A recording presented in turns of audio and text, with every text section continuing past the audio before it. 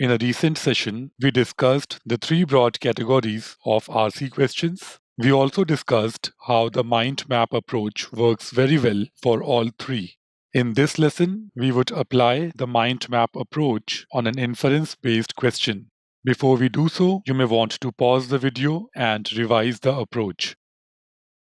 Let us now apply the mind map approach on a GRE-like inference-based question.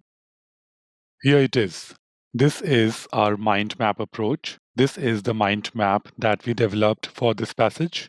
Now we read the question stem and we realize that this question stem does not have to do with the broad structure or the organization of passage. So this is not a structure-based question and we do need to refer back to the passage, but only to the relevant part of the passage. The most relevant part is, of course, the word highlighted here. We need to figure out that the unwillingness is on whose part. Reading just this sentence would not suffice. We need to also refer to the previous sentence, which says that the scientist's fame has been incongruent with his standing among scientists. Then the passage goes on to say that although his influence is duly recognized, there is an unwillingness to group him alongside these greats of sorts.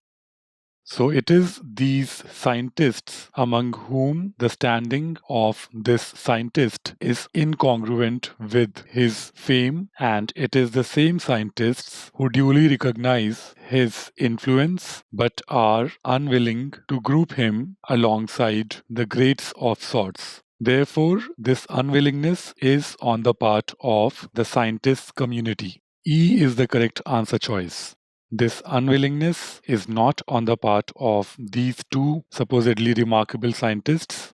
It's not with only Cooper. Cooper is likely to be unwilling, but he is not the only one unwilling. The scientist community in general is unwilling. So C is incorrect. For similar reasoning, B is incorrect. Scientists in general are unwilling. It's not just about these specific scientists. The general public is in fact where his enduring fame lies. It is not the general public, but the scientists in general who are unwilling to group our scientist in question alongside these greats.